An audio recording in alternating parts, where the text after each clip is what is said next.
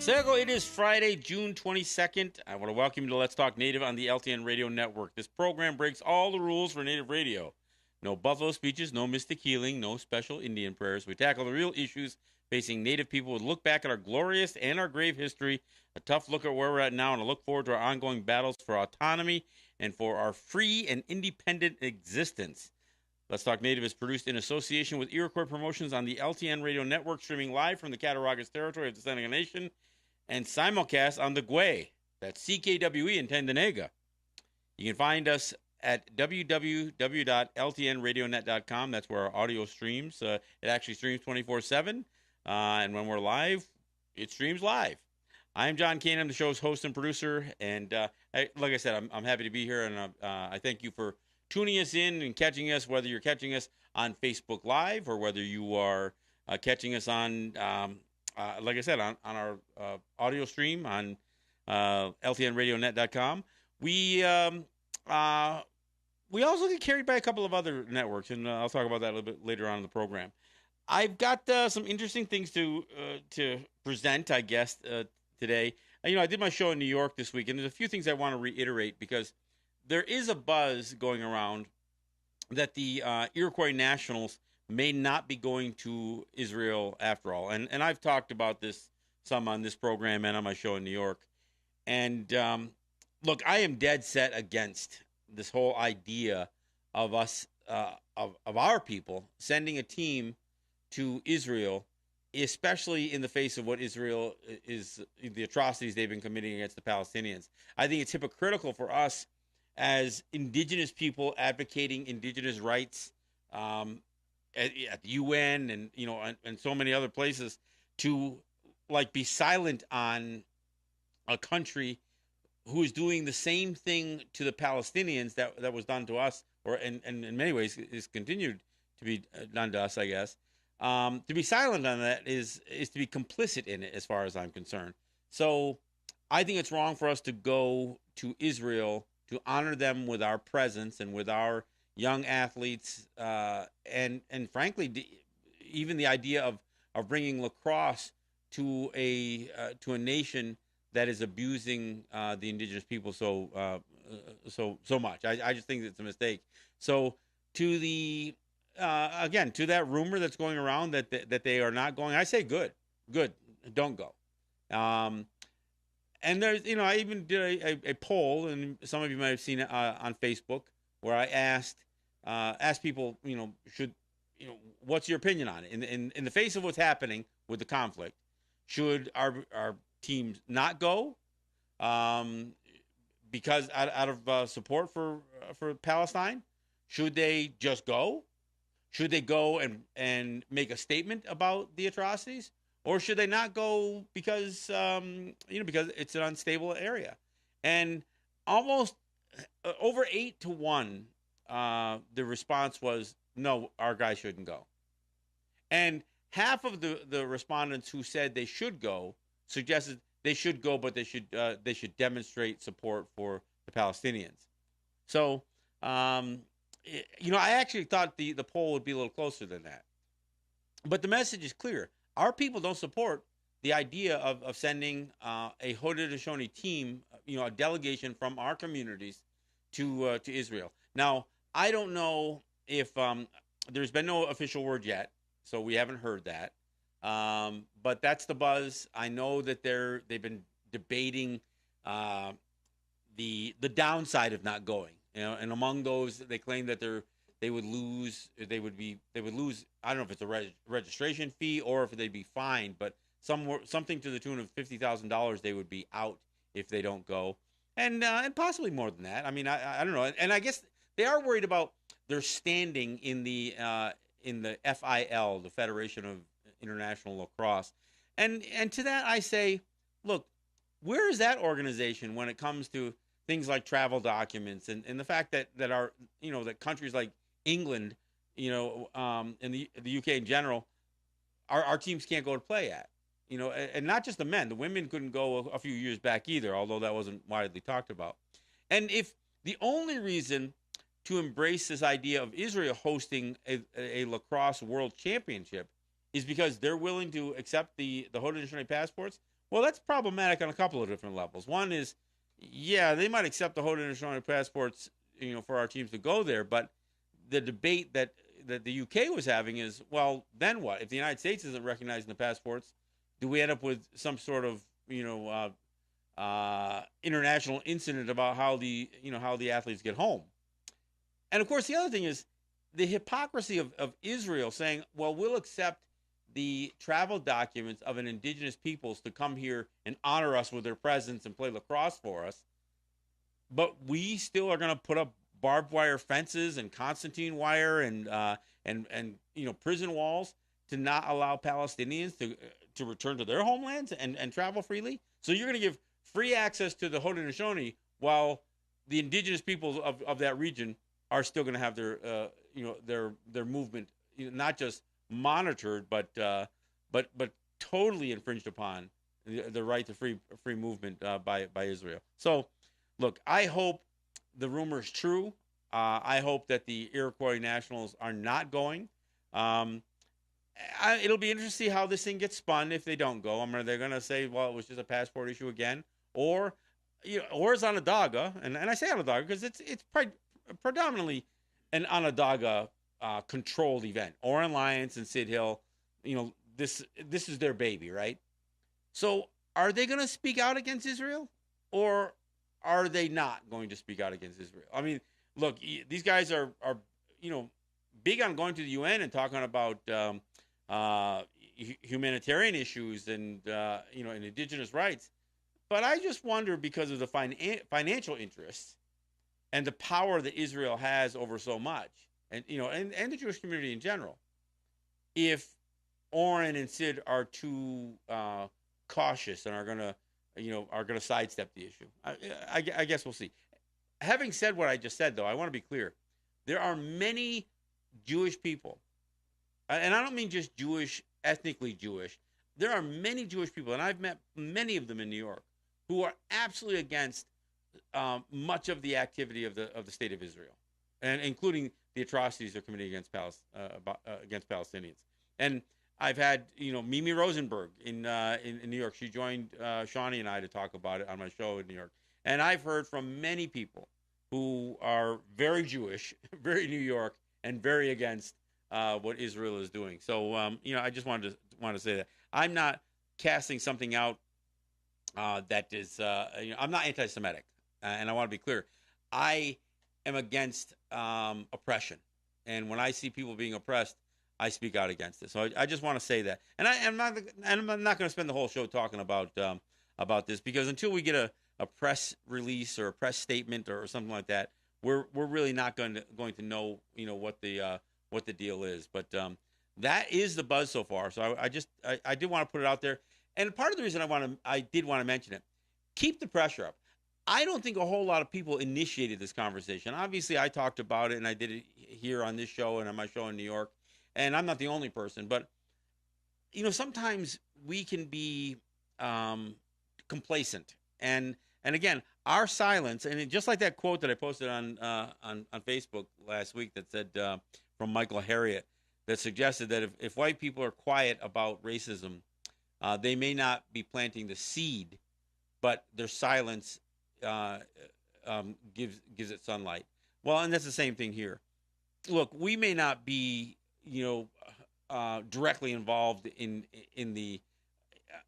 oppressing an indigenous people, but if we're silent about other people, then we do become a little bit complicit, and I think we have to speak out, and I don't think we can ignore the Palestinians. What? Because they're just enough different than us that we don't think that they matter. Well, I think it does matter. Obviously, we heard all the a lot of people sounded off about this.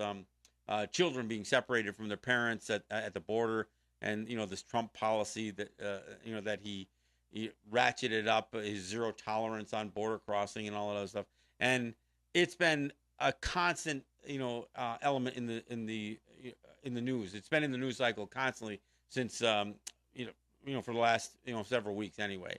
And I'm not saying it shouldn't be, but we have a tendency to all of a sudden ignore some of the other issues that are going on. It's like when I hear somebody say to me or to a Native person, well, why are you guys all fighting this mascot issue? Don't you have bigger things to fight over? And I said, yeah, we do, and we do those too. We should always be prepared to address all the issues that we can when we can.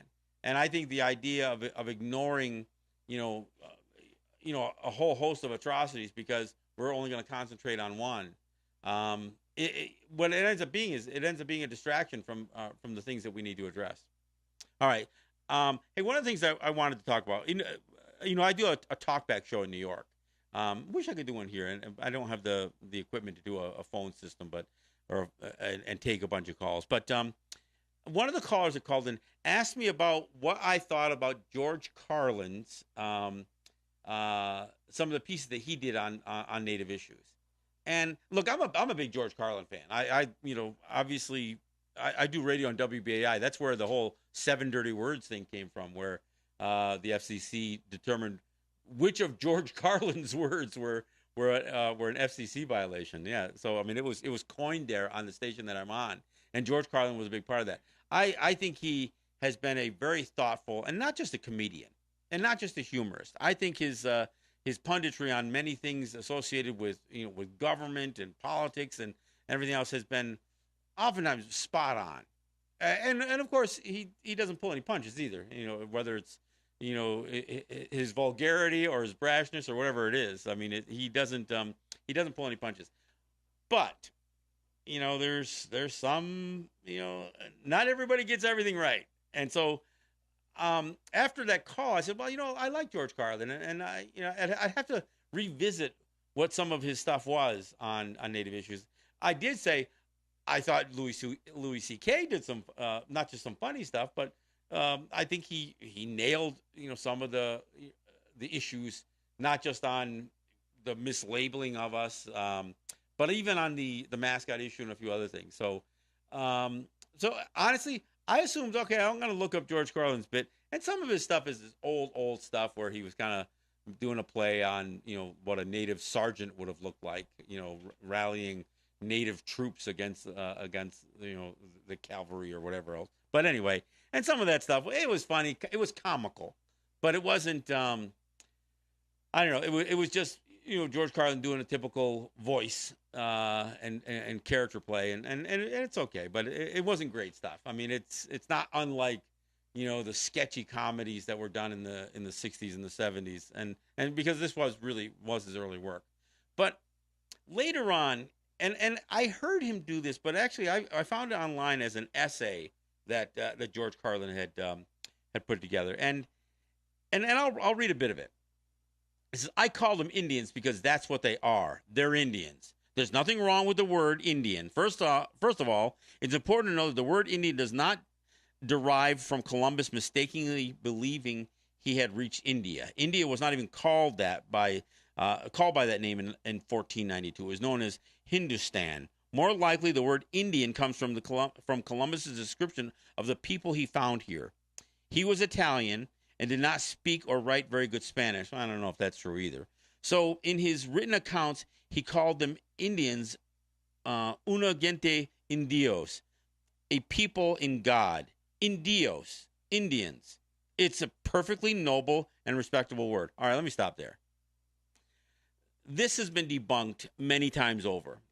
There's no question that Columbus had referred to the people that he encountered in the Caribbean, or what would be called the Caribbean, as Indians. He thought that he was in Indonesia, the Indies, and when he wrote King Ferdinand, he referred to the place that he had landed as as the Indies. I mean, he didn't think he was in mainland India. And the other thing is that this notion that India was not called India in 1492. Look, if you went across that region of Asia, there's a river called the Indus River, Indus, Indus, and so there was a reference to the people on the other side of the Indus River being Indian. So even if the nation wasn't called India per se, it was still a word that was in the vernacular, across many regions, including in Europe. So Carlin is flat out wrong on this. And there's no question that he referred to us as Indians, not as godlike or a people of God. Why would he say something like that? We weren't of the same faith as him. We didn't have the same religious beliefs that Columbus had. And this thing has been reiterated over and over again. Russell Means was a guy who said this all the time, and of course in this essay, George Carlin actually references AIM and that kind of stuff. This is just flat out wrong.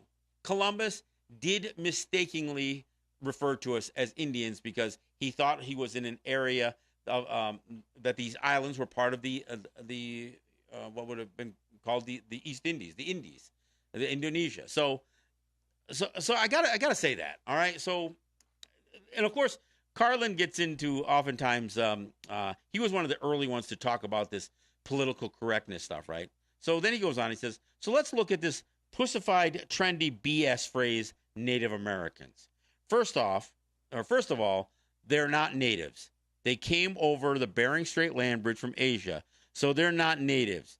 There are no natives anywhere in the world. Everyone is from somewhere else. All people are refugees, immigrants, or aliens. If there were natives anywhere, there would be people who still live in the Great Rift Valley of Africa, where the human species arose. All right. Everyone else is just visiting. So much for the native part of Native Americans. All right, so let me hit that. The Bering Strait and the Bering Land Bridge stuff is bull. I mean, it is just flat out wrong. It has been they keep having to move that window back. Look, they're still teaching that to our kids in school.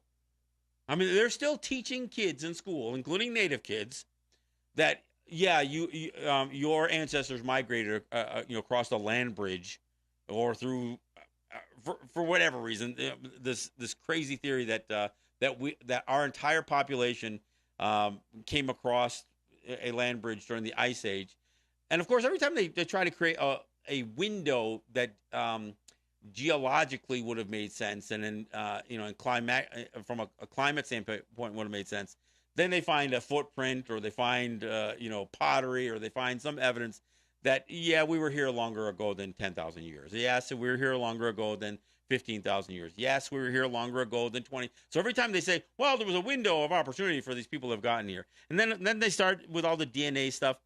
Look, there is a greater likelihood. I mean, because one of the things that they always try to say is that there's a certain DNA match between native peoples of North America, native peoples of North America, and some of the population in Mongolia and Siberia, up in that area, and they say that there's a definite genetic match.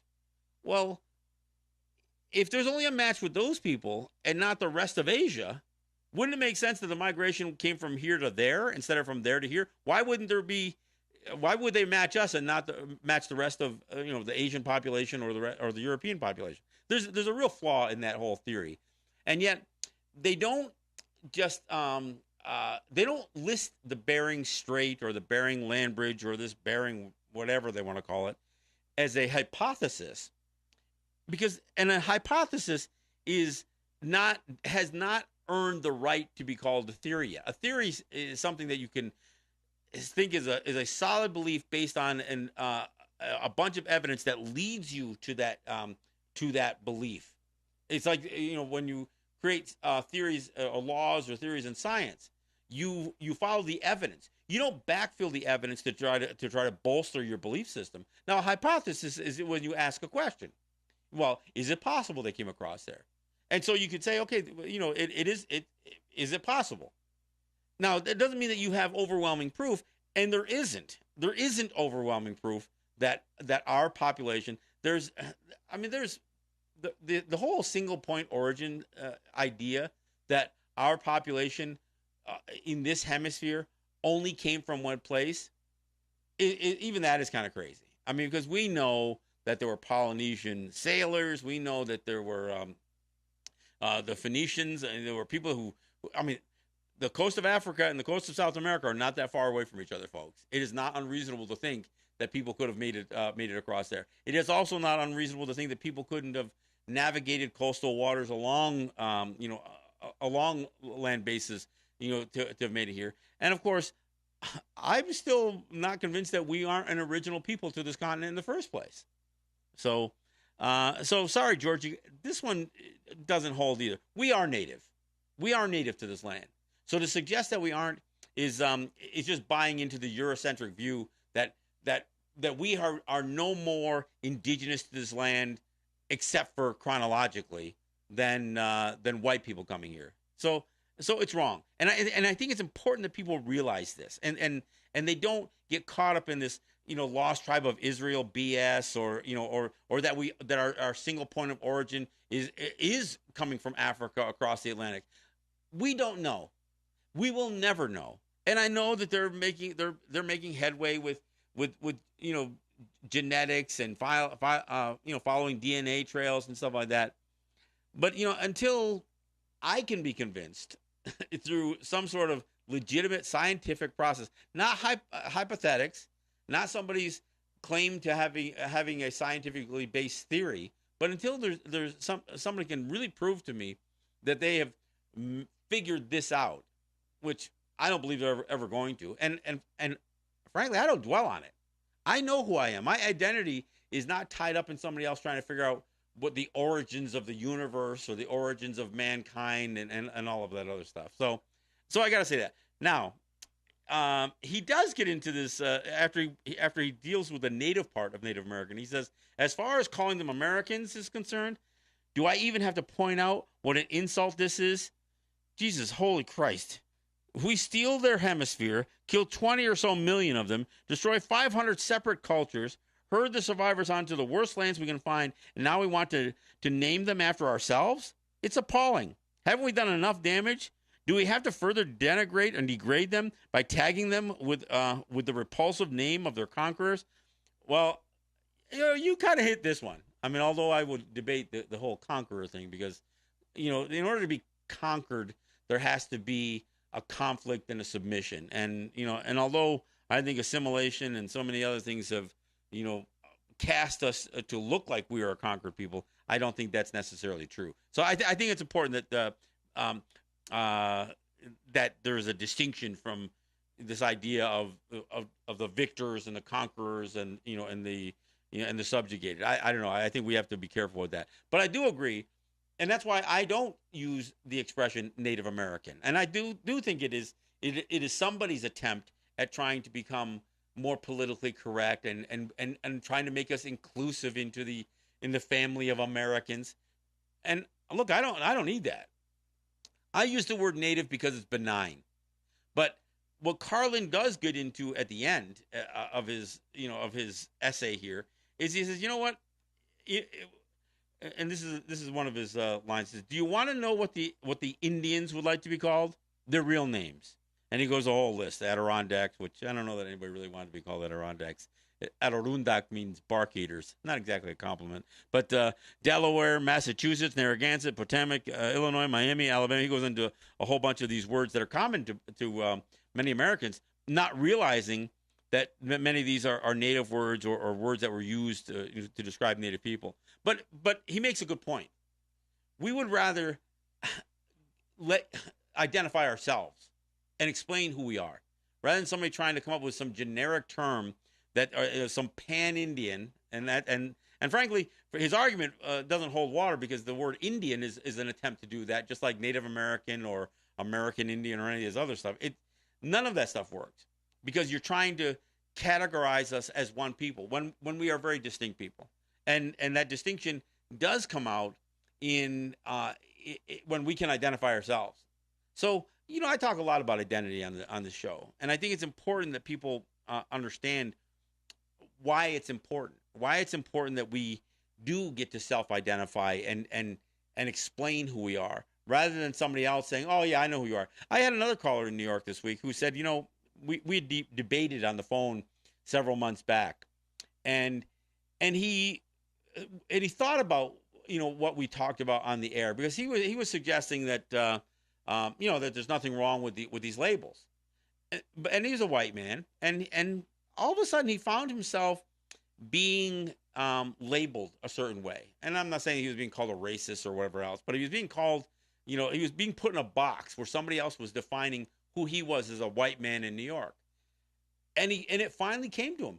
Yeah, I don't like being put in that box. I don't want somebody else trying to identify me. So he finally came to the realization that when other people identify you and describe you and then label you, they are taking something away from you in the process. So when you're referring to somebody as a redskin, for instance, I mean, is there beyond the etymology of the word from our bloody scalps being paid bounties for and that kind of stuff? There's a whole other issue about reducing the the way you label somebody to something as superficial as the outermost layer of their skin. But to call somebody not a person, I mean, we're not talking about calling somebody a black man or a black person or a white person. We're saying a red skin. So we're not even calling somebody a person. We're just going to reduce them to something that we can just look at superficially, like the color of their outermost layer of their body. So again, when we talk about what a label could do, is it takes you as a human being almost out of the equation. The labels take you away from even being a human being. No, it's like you're just a meat sack running around in a red suit. No, that's not what we are. We are human beings. And so this is this is why being able to identify ourselves. I don't mind referring generally and generically to Native people as Native people, but that's not that's only creating a broad a broad label that doesn't have any real strong meaning to it. I mean, it's just about trying to draw some distinction from the people who are not indigenous to this land. And the reason I don't like indigenous necessarily is because the word indigenous, as it's been defined in the international community by the UN and other places, suggests that to be an indigenous people, it is almost like a foregone conclusion that you are a marginalized people by the settler colonial period, and that you are dominated by another people. So the indigenous people are a subjugated people to a dominant culture. So the idea that definition has that implication, I find that problematic. So even the word indigenous, and I know people have balked at that before. A lot of these technical words like indigenous or aboriginal and some of these other other words they try to come up with that are more scientific or seem to be more politically motivated or have some sort of, again, to use the expression, some sort of political correctness. Oftentimes they don't resolve that problem because there is some other implication. That's why when I talked last week about certain words like sovereignty and citizen and nationhood and that kind of stuff, these words all have loaded meanings. So when somebody asked me about George Carlin's, not just his comedy, but about his the way he understood or wanted to identify Native people, look, he's wrong on the Indians thing. He's just flat out wrong, and he's also wrong on the Native thing. Now, but I will say I'm a huge George Carlin fan. But he got this one wrong. And when I say this isn't his best work, it isn't. And there are comedians who have done a decent job addressing the absurdity of history and how history is recounted and expressed. But George Carlin didn't get this one right. So I think it's important that people understand that. Look, it's fine to think that there's that political correctness is an issue that again we can associate it with this liberal mentality and people try to condemn that. There's nothing wrong with trying to correct language, and I think to say, okay, we're not going to use this expression anymore, whether it's the N word or any of the long list of racial slurs that were so common in the American vernacular that aren't necessarily acceptable anymore. I think it's fine to get rid of some of those expressions and to have a sense of responsibility about the words that we use. So the idea of being politically correct, I'm saying being socially correct. I mean, this isn't about politics because if you use a word, you're not going to get votes. So when we talk about political correctness, I think that always gets this label like to correct something, especially um, propaganda or language and that kind of stuff. That's a terrible thing. No, I think correcting language, just like we have to correct other things, like doing away, like making slavery illegal, and making trying to create more equality for women, and doing away with bigotry and racism and child abuse and all that stuff. Look, that's not about being politically correct. It's about being correct. So, all right, hey, we're at the bottom now. We'll take a break when we come back. We'll go out with another tune and be back in just a few minutes. This is John Kane. This is Let's Talk Native.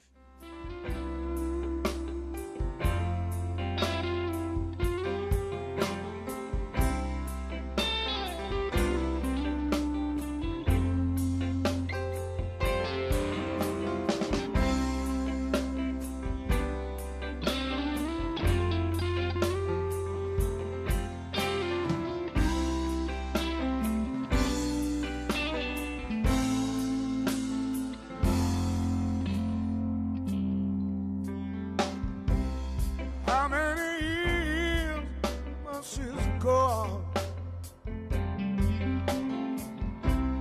How many tears must we cry? And how many promises are broken? How many more little white lies? Little white lies, little white lies, little white lies, little white lies. Keep on telling me your little white lies. Keep on telling me your little white lies. Teach your children in the classroom English history. What do they teach about the Indians? Took us prisoner in your fight to be free.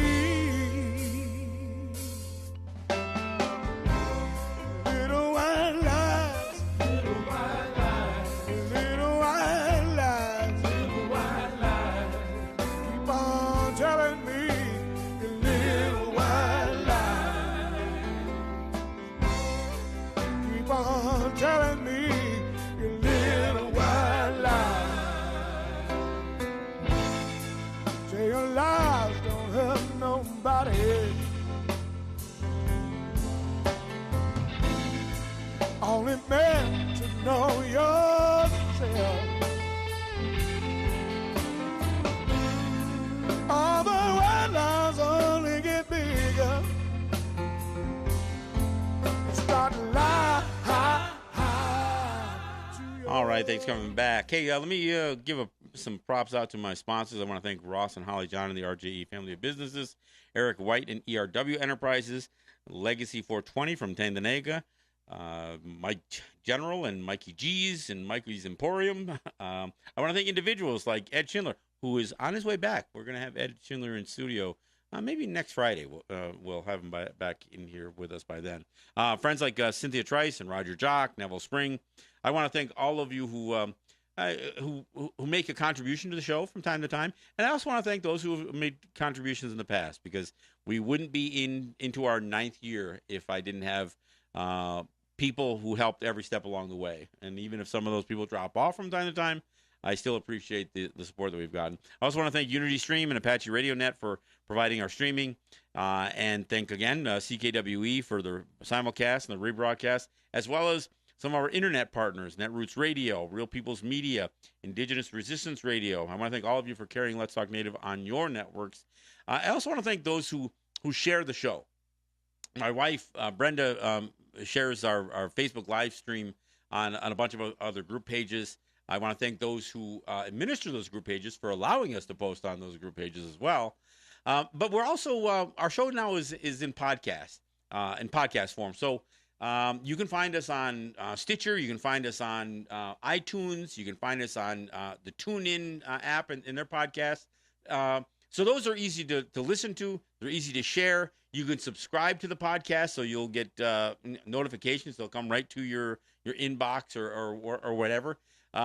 It's a good way to catch the shows that are current. They go up almost immediately. I post the shows right after our live broadcast, so they come out really quick. And of course, the whole library of shows is there. Stuff that we not only do here, but even other audio that we do. Every once in a while, I'll post a song, or I did my takeaway interview on SoundCloud that shows up as a podcast. So there's all these other little audio pieces that we put together here as well. So it's really easy to share the show. And one of the things that I'm really looking for is feedback. I'm always saying, look, add some comment, even on our YouTube page, because we have a YouTube channel, which is Let's Talk Native TV. You can not only listen to the show, and watch the show. You can subscribe to our channel. You can actually leave comments on the channel, and of course rate us and or berate us, I guess, depending what you want to do. But looking for some feedback. And I got a little bit here. I saw, I got somebody asked me, when are you going to do a show on food sovereignty? Well, before I get into that too much, let me reiterate what I said in the last show about words like sovereignty. See, we develop these, we appropriate language too, right? We grab things. I mean, it's like me saying that I'm Mohawk. I mean, that's not even our word. I'm Gunyakahaga. But so we sometimes get labeled, and then we embrace those labels.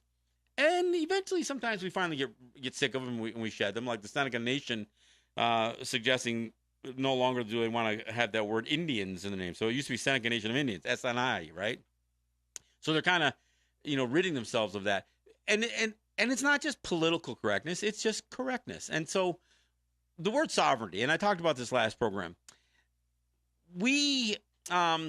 the word sovereignty is about power and authority. That's what the word is. I mean, it refers to the king being the sovereign, for instance, and it implies some sort of hand of God bestowing power on who has the power. It's kind of like Jeff Sessions, quoting Romans 13 when he suggests that the United States is a government ordained by God. Look, let's get the whole God thing out of the way here, just for a little bit. And talk about what nature provides, because nature isn't about providing. And my buddy Paul's real quick to say this: it's not about the power that you've been given; it's the responsibility that you've been given. So when we talk about carrying ourselves and taking care of ourselves, I mean, I guess we can say we have the power to do it, but more importantly, we have the right and responsibility to do these things. When we talk about our existence prior to Europeans, washing up on our shores, we wouldn't have labeled ourselves as powers, and where authority rests. Even from a Haudenosaunee standpoint, this notion of again what we call chiefs now. We didn't have the leaders that were sitting in these titled positions.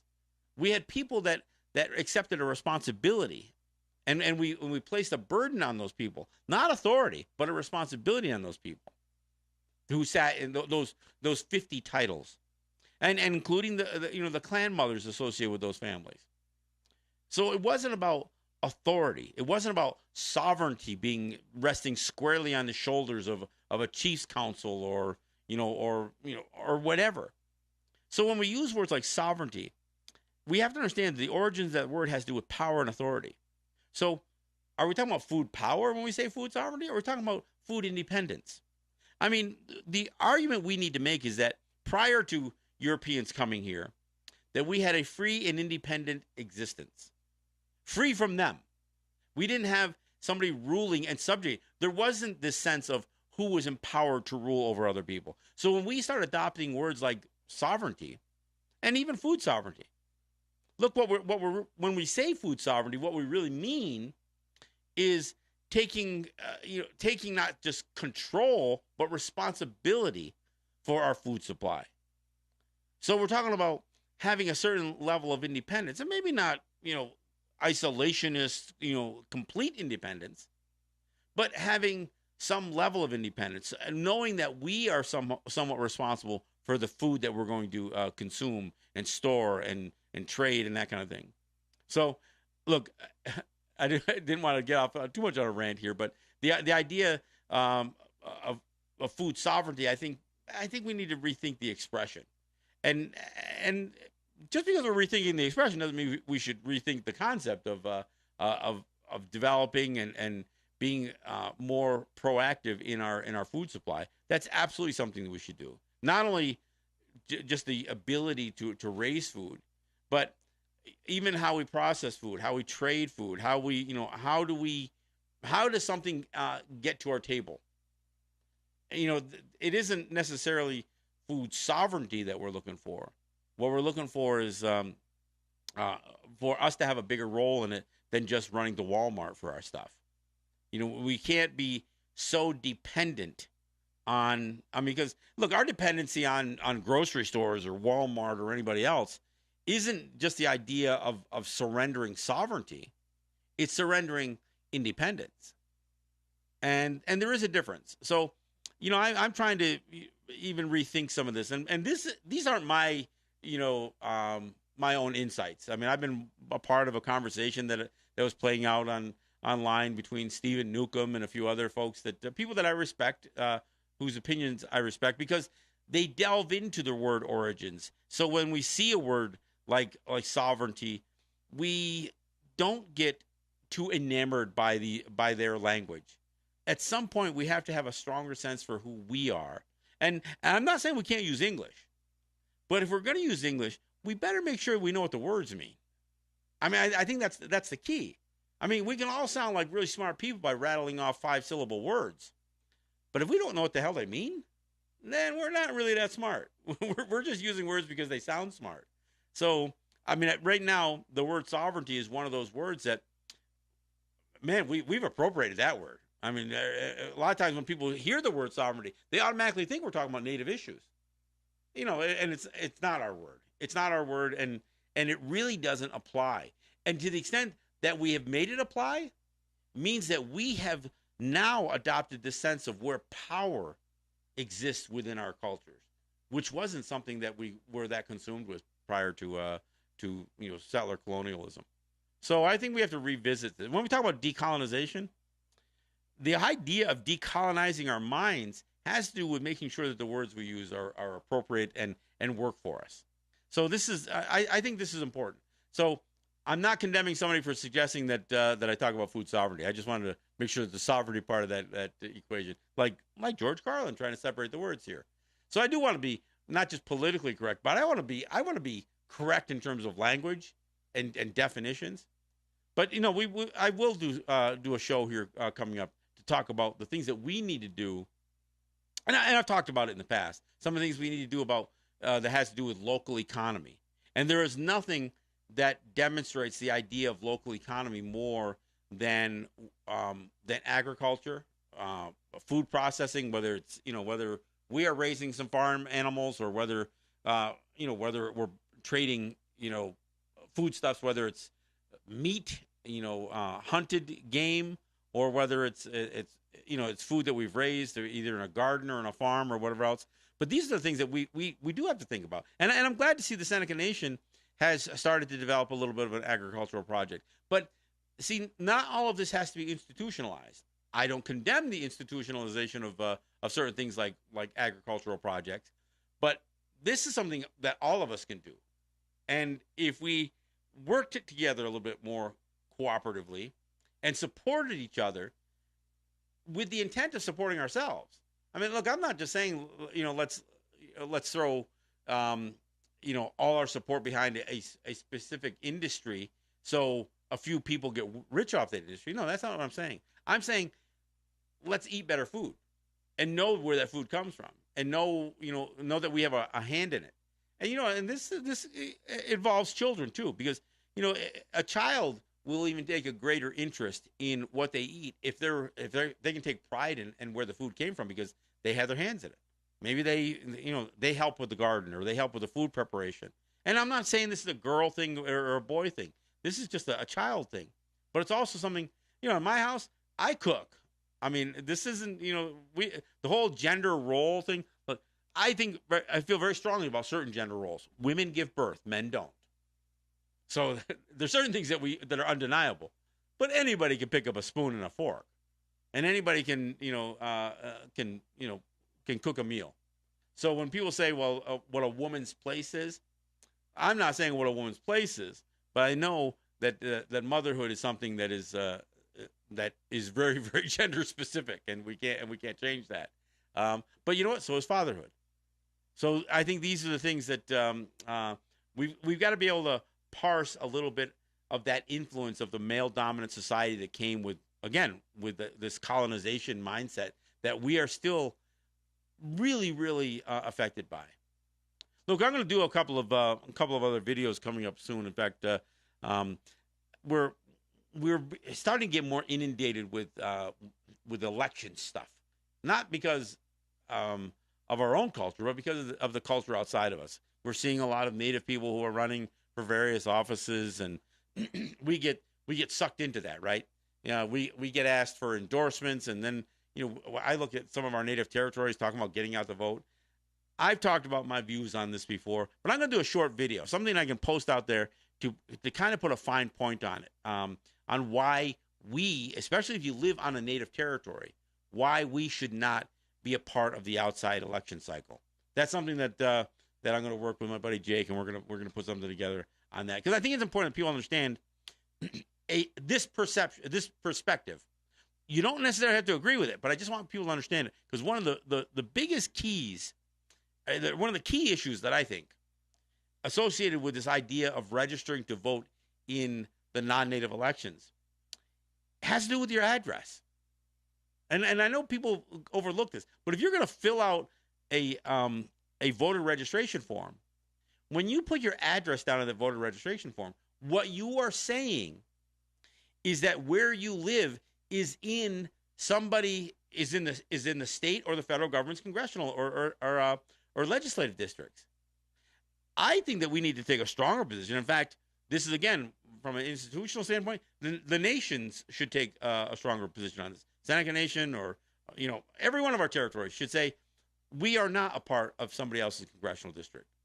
So there's a problem with us registering our residences in a specific district.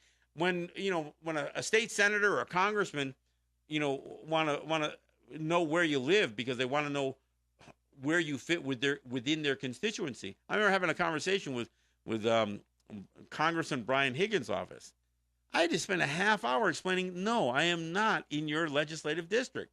I live on a native territory. This is, yeah, but our districts, cover categorize it. No, they don't. They stop at the edge of the territory. And if you think otherwise, then we got a bit of a problem here. But I mean, so if you are voting in their elections, what you're saying is where you live is in one of their districts. How do we make the argument that our land is ours? That it's not part of New York State, it's not part of the United States, if we're going to say that our land is within somebody else's legislative district, state or federal? It's a problem, and it's a problem that has been overlooked, for 100 years, literally for 100 years. And so these are some of the things that we need to put a finer point on. So we'll do maybe a 5 or 10 minute video so I can kind of go through what are the arguments against us voting in their system. I think it's meaningless for us to vote in their system in the first place. But where it does gain meaning is how we are characterizing the very places that we live on. So I think that's an important one. So I say that because these are some of the upcoming topics that we'll be talking about either on separate videos or here on the show. These are things that that are oftentimes overlooked. And when we talk about things like decolonization and trying to again become not just politically correct, but just correct, we understand that we've all been affected. We've all been affected in very adverse ways to understanding who we are. And so church has a big influence. Like I said, I mean, I think Jeff Sessions is suggesting that the United States is a government ordained by God is a perfect example of why I think religion can be dangerous when it comes to tying religion to governance. And from a Native perspective, I think our culture is not a religion. I know when you got to fill out forms, sometimes people say, "Well, what religion are you?" And people put Longhouse. Longhouse isn't a religion. Look, I understand the Code of Handsome Lake has some of that, but it really isn't a religion. It's a culture. It's who we are. It's a history. It's all of that stuff. But it's not a religion. And the fact that people have tried to turn our belief systems into religious dogma or incorporate them. I mean, like this whole notion that Native people are the lost tribe of Israel, which is both a Mormon concept, and we've heard others try to promote that idea. Look, we don't even need to go there. We for one thing, we live in a time where religion is being used to separate people. Most people aren't even that devout in their faiths in the first place. And you can see it in the way they conduct themselves, in what parts of the Bible or the Torah or the Quran that they ignore, so they can become more overzealous over certain other parts of it. Look, it's too bad that people can't keep their religious beliefs and their spirituality as a private matter, something that helps them with their own moral compass, rather than trying to politicize their views and then turn it into not just a campaign pulpit, but a church pulpit in the first place. So anyway, that's my thoughts on all of that. Look, I do want to say that doing this show for going on 9 years is something that has been a privilege for me to do, and I wouldn't be able to do it without the support that we've gotten from sometimes it's a relatively few people, but the people who do support, they get it and they understand why it's important to have a voice like this out there. I appreciate the fact that we do have a number of people that are sharing some of these things. And the thing is, I say this all the time, you don't have to agree with everything that I say here. The point that I try to make with the conversations that I present on the show is that it's worthy of a conversation. So whether you agree with the sentiments that I express here or not, perhaps it's worth a debate. And not just we can certainly I'll debate it with you, and whether we play it out on Facebook or Twitter or wherever else, or whether we just have coffee and have a conversation. But maybe these are conversations you need to have at home. One of the things that came out of my interview on the Takeaway with Tanzina Vega was the question about where young people are coming into these discussions. And I think that's a really important issue. We need to present some of the things to our kids and our grandkids that we didn't have at those ages. So when I talk about some of the historical events, whether it's talking about Lincoln executing 38 Dakota, or whether it's some of the massacres, or things like the Citizenship Act, where the United States declares that we're U.S. citizens.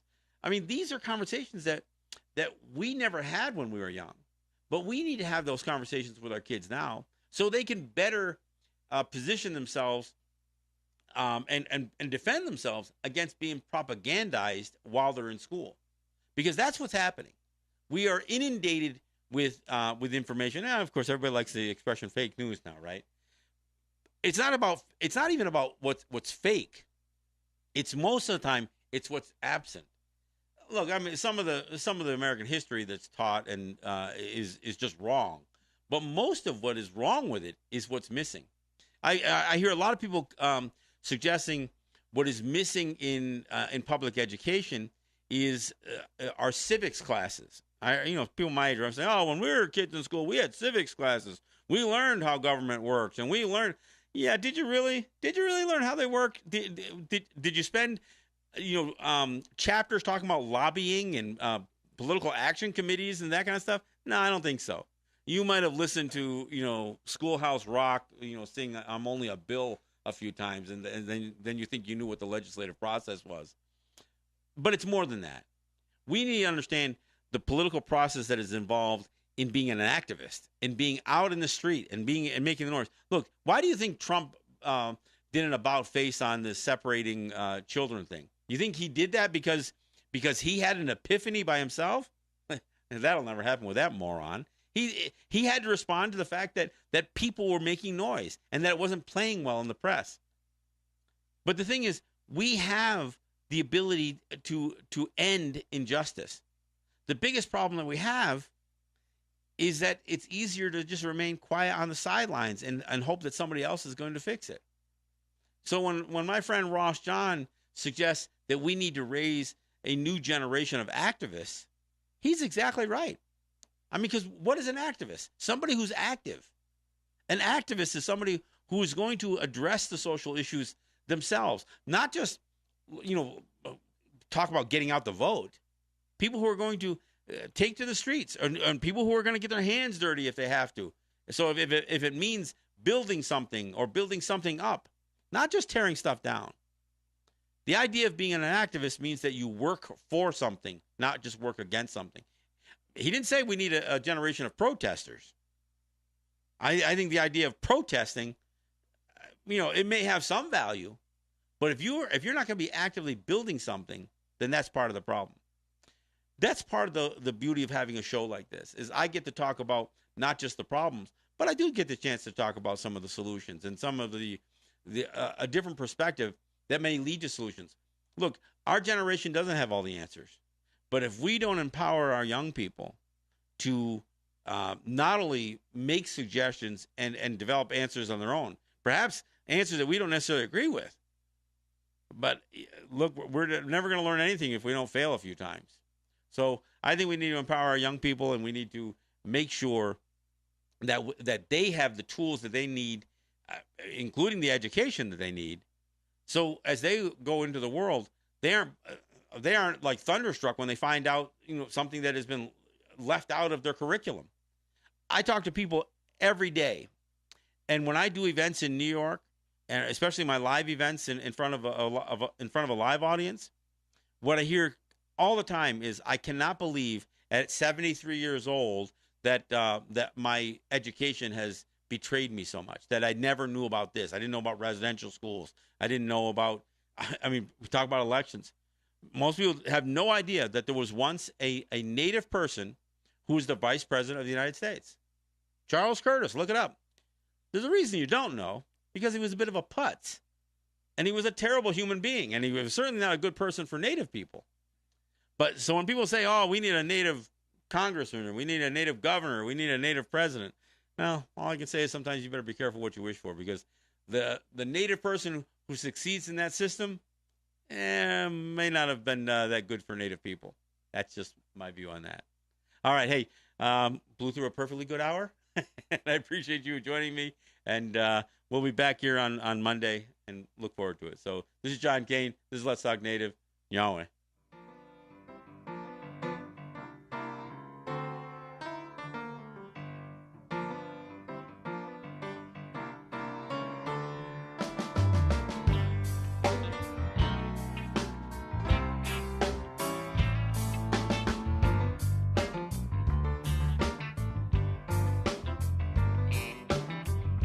Sun comes up on another day. Same faces smiling my same way. I know she feels the same way too. Damn, it's just you. Well, maybe I'm not the romantic kind. No candlelight